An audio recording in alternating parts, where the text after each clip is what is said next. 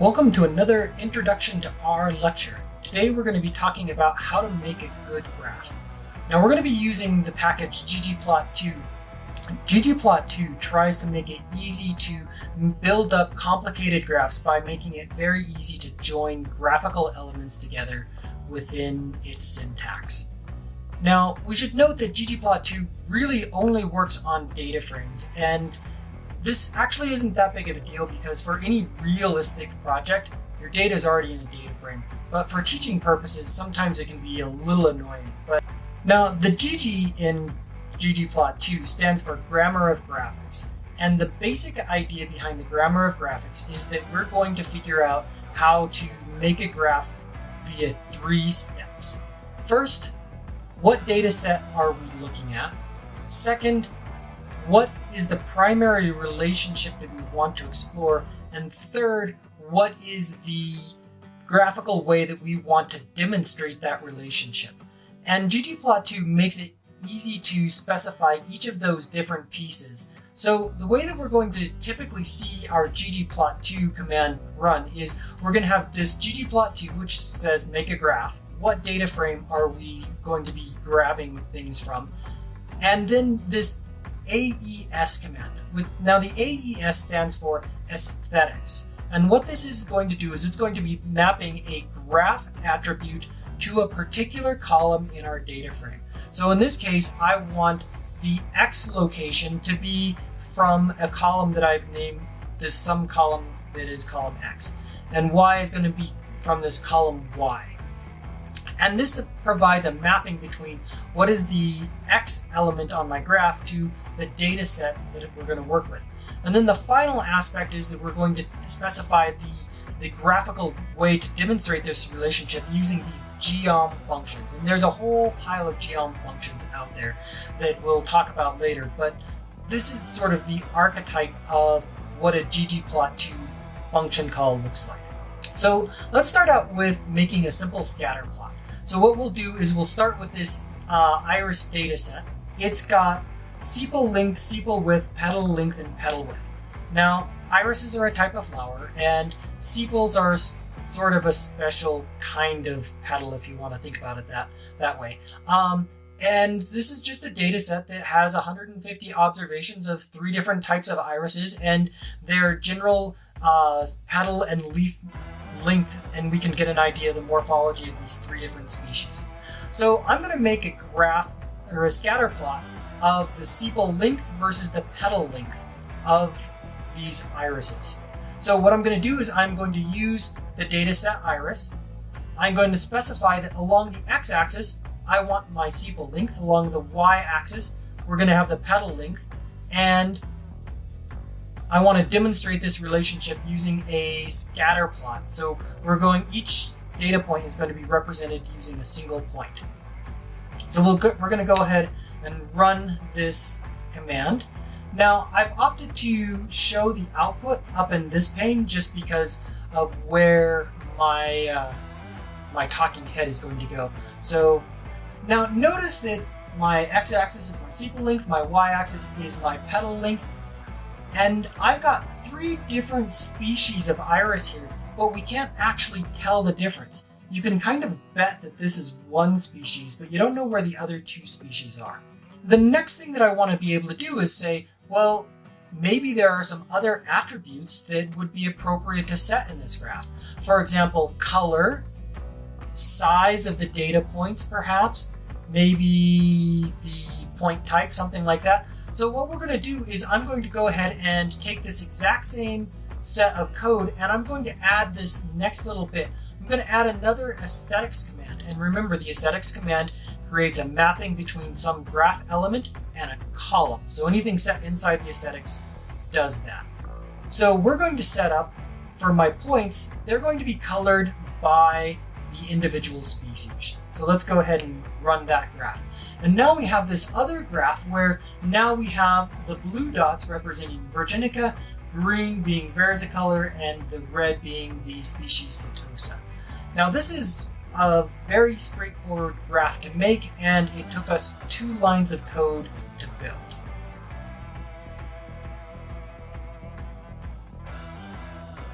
Now I want to specify a little bit about this aesthetics. Remember, this is a mapping between a graph attribute and a column. Now sometimes I might want to just set a value. Maybe I want all of these dots to be blue for some reason, or maybe I want them all to be a little bit bigger. To do that, all I'm going to do is set some sort of graph attribute, in this case color, and I'm going to set it equal to be blue. Notice this is not a column in my data set, so this doesn't happen inside an aesthetics command, right? So it's not going to be inside this AES. So when I run this, everything is blue and everything is a little bit bigger because of that size equals 4. So the way that I like to think about this is anything that's set inside an aesthetics command will be of the form attribute equals column name. And this is going to make that attribute change dynamically based off of the data in your data frame. Anything set outside of an aesthetics command will be set in the form attribute equals value. And this thing is just going to be fixed and constant, and it'll be the same value for everything in your data set.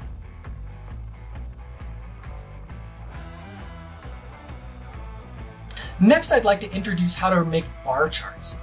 Now, there are two different ways of making bar charts in R, depending on the way that your data is set up.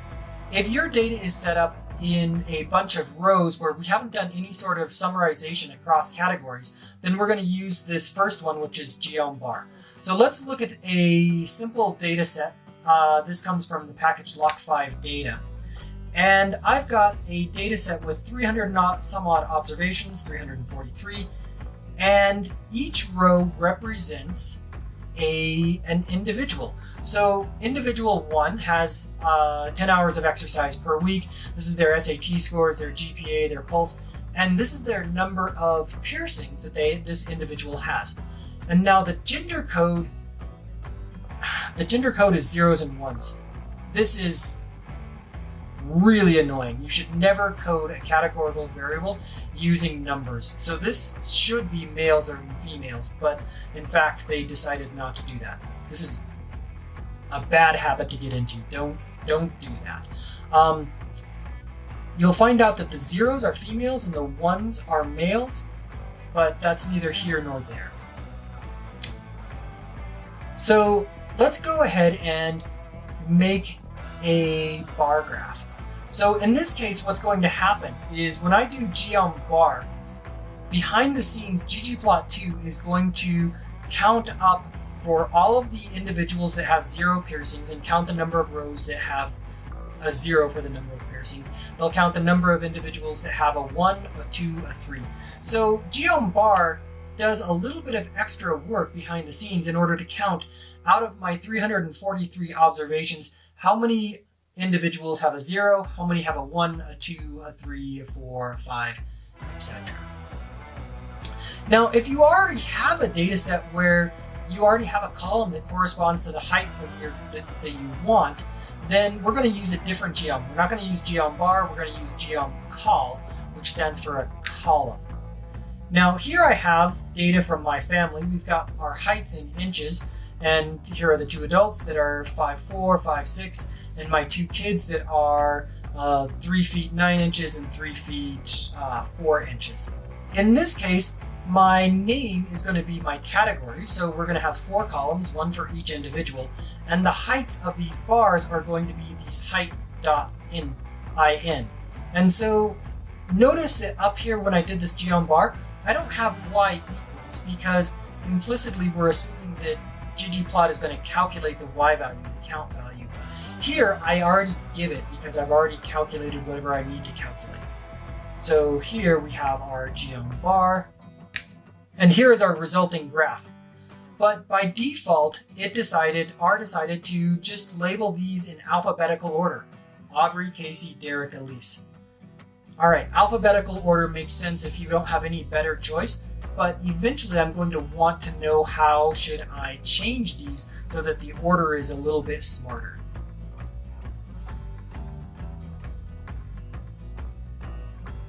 Now the next thing that I want to talk about is how do I make a box plot. Again, we're going to go back to my iris data set, so we're going to take my iris data. Now, X is going to be my species, so I'm going to end up with 3 different boxes. And on my y-axis, this is going to be my petal length. And then the last thing is, how do I want to visualize the relationship between species and petal length? With box plots. So let's go ahead and run this. And now we have a nice box plot that gives the petal length spread, and you can see that Setosa has much shorter petals than versicolor and virginica.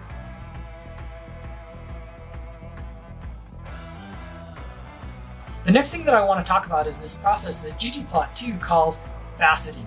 And what this is going to do is basically make the same plot over and over and over again for different levels of a categorical variable. The idea is that I could make a nice scatter plot exploring sepal length versus petal length and show all of my 3 species on the exact same plot, or I could make 3 separate plots, one for each species. And that's what this faceting is going to do. So I'm going to define sort of my base plot here, and then I'm going to take this base plot and say, all right, now let's actually break this plot up by species. And that's what that facet grid is going to do, is it's going to break it up by species. Now the way this is going to work is this little formula right in here. We have something, squiggle, something. Now a formula in R always is of the form y, squiggle, x. And so what this is saying is none of my categories are going to change along my y-axis, but species should change as I go along my x-axis of grids. So here we get Setosa, versicolor, virginica as I go along the x-axis of my grids. As a second example, let's go ahead and look at a dataset called tips from the package Reshape. This dataset describes a waiter's experience with tips across multiple days of the week, whether or not the payer was a male or a female, whether or not there were any smokers in the party, the day, and the time of day as well. And we can go ahead and make a quick scatter plot of this. Now notice that my x-axis is going to be the total bill, and my y is going to be the percentage tip. Now notice I can do algebra inside this aesthetics command, and that's just fine actually. And we have this basic graph. Now what I'd like to do is take this base graph and split it up by both day and by gender of the payer. So here we're going to go and we're going to have the sex of the person paying the bill is going to change up and down. So that's going to be on the y-axis, is going to be the change in the sex category, and changes in the day category are going to be along the x-axis of grids. So here we have the day of the week changes as we go left and right, and the gender of the payer changes as we go up and down. Now the facet grid works out where I can make one big nice graph where I might have something that changes both up and down and left and right. Now sometimes I have so many category levels that I just want to be able to make a whole bunch of levels and just go across as I want. So in this case we'll use something, instead of facet grid, we'll use facet wrap. Now facet wrap only expects one variable. It doesn't expect, it can't change along the y set of my grid. So it just expects one category in here.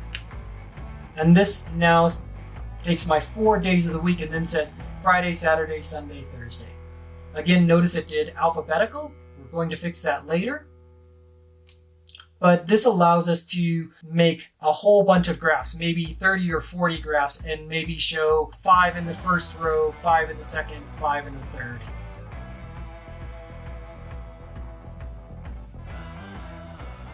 The next thing that I want to be able to do is I want to be able to add annotation to a graph. Even at the simplest level, in order to make a graph look good, we need to be able to change the x-axis label, the y-axis label, maybe put a main title on it. This is something that we need to be able to do right from the start.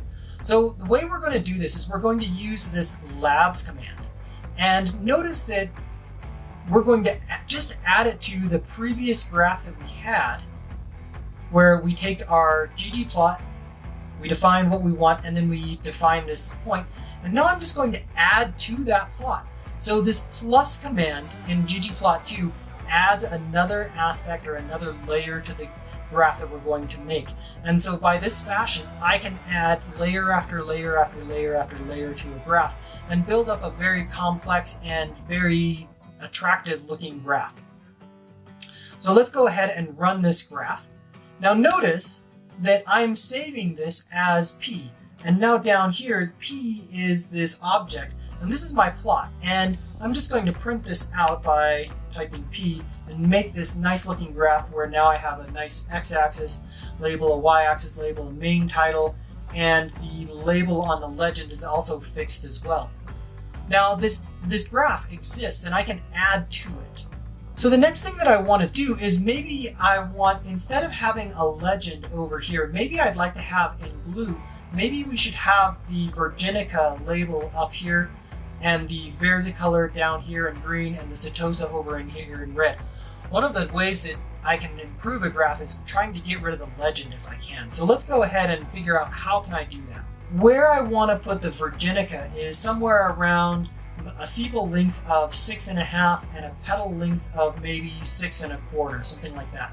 What I need to do is I need to make a data frame by hand where I'm going to say, all right, Setosa is going to be here in this first set, versicolor is going to be in this second set, and this is going to define sort of the X and the Y of where these labels are going to end up fitting. And so we can see Virginica is going to be at 6.5, and on the sepal length it's going to be right at 7. And so it's going to be centered right there.